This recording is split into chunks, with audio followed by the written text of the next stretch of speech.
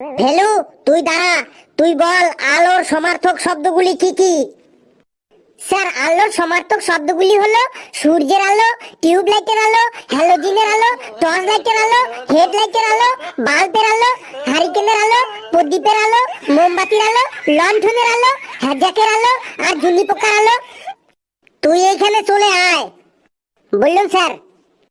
এই নে, এই নে, এই নে আলোর সমার্থক শব্দ হ্যালোজিনের আলো, হারিকেনের আলো। এই নে, এই নে।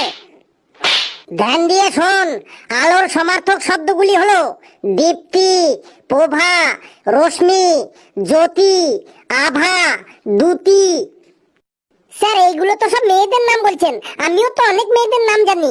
সুমিত্রা, কাজল, মাধুরী, নেহা, কমলা, কলাতু দিয়ে বসে পড়বো। নে, তোর যখন এত কনফিডেন্স, তুই বল চন্দ্র কার চারিদিকে চক্কর কাটে? স্যার, চন্দ্র পিঙ্কির চারিদিকে চক্কর কাটে। একদম শিওর স্যার, কিন্তু পিঙ্কি ওকে পাত্তা দেয় না। এটা চন্দ্রদের বাড়ি থেকে জানে, কিন্তু পিঙ্কিদের বাড়ির লোকে জানে না। পিঙ্কি যেখানে যায় চন্দ্র সেখানেই যায়। পিঙ্কি যখন স্কুলে যায় চন্দ্র তখন পিঙ্কির পেছনে পেছনে সাইকেল নিয়ে স্কুলে চলে যায়। পিঙ্কি যখন স্কুল থেকে বাড়ি ফিরে চন্দ্র তখন পিঙ্কির পেছনে পেছনে আসে। পিঙ্কি যখন টিউশনে যায় চন্দ্র তখন রাস্তায় দাঁড়িয়ে থাকে। 2 মাস আগে দিনাজপুরে পিঙ্কি ওর মামার বাড়ি বেড়াতে গিয়েছিল। চন্দ্র ঠিক পিঙ্কির মামার বাড়ির ঠিকানা জোগাড় করে খুঁজে খুঁজে ওইখানে চলে গিয়েছিল। পিঙ্কি যখন ওর বাবা মায়ের সাথে মেলা দেখতে যায় চন্দ্র ঠিক পিছনে পিছনে চলে যায়। পিঙ্কি যখন পুকুরে স্নান করতে যায় চন্দ্র ঠিক গিয়ে পুকুর পাড়ে গিয়ে দাঁড়িয়ে থাকে।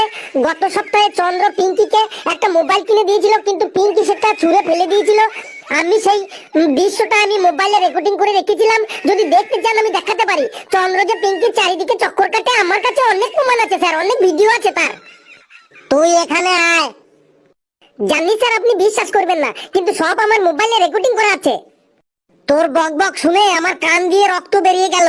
এই নে, এই নে, এই নে, বেশি করে নে। এই নে, যা 2 হাত তুলে বেঞ্চের উপর গিয়ে দাঁড়া। কিরে কালু, তুইও বসতে চাস?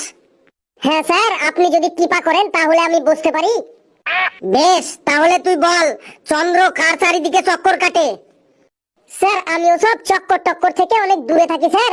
চন্দ্র কাকে চক্কর কাটছে আমি ঠিক বলতে পারবো না স্যার। আমি বেশি বাড়ির বাইরে বেরোই না স্যার। এদিক ওদিক আমি বেশি যাই না স্যার। আমি কি করে বলবো স্যার কে কাকে চক্কর কাটছে, কে কাকে চক্কর না কাটছে? একদম সত্যি বলছি স্যার, আমি ওসব চক্কর টক্কর থেকে দূরে থাকি স্যার। আমি নিজের চোখে কখনো দেখিনি চন্দ্র কাকে চক্কর কাটে, কিন্তু কিছুদিন আগে আমার কানেও এসেছিল যে চন্দ্র পিঙ্কির চারিদিকে চক্কর কাটে। কিন্তু আমি শিওর বলতে পারবো না স্যার যে এটা সত্যি না মিথ্যা, কারণ নিজে চোখে না দেখে আমি কোনো কথা, কোনো কারো কথায় কোনো কান দিয়ে বিশ্বাস করি না স্যার। স্যার, আমিও নিজে চোখে দেখেছি চন্দ্র পিঙ্কির পেছনেই চক্কর কাটে।